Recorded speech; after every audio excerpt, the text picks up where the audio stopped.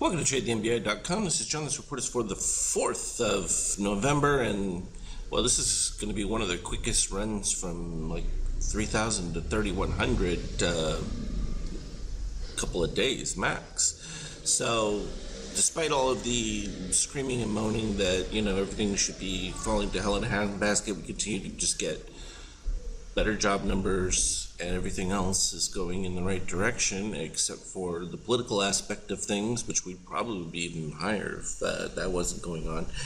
Azure's still nowhere near the gold, so I'm not really expecting a breakdown of any significant proportions as of yet. So green over.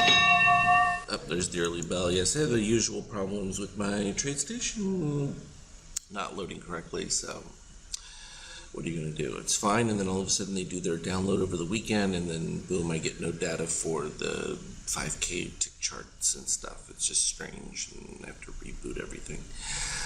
NASDAQ, likewise. I mean, boom, the NASDAQ's going to be at 10,000 before we know it. It's just cranking along. From a euro standpoint, we knew this was going to break it to highs because the EU is pretty much staying intact and much to do about nothing, blah blah blah, which all very predictable. The problem with the EU though is that those economies are struggling because they just can't seem to get motivated and create new jobs.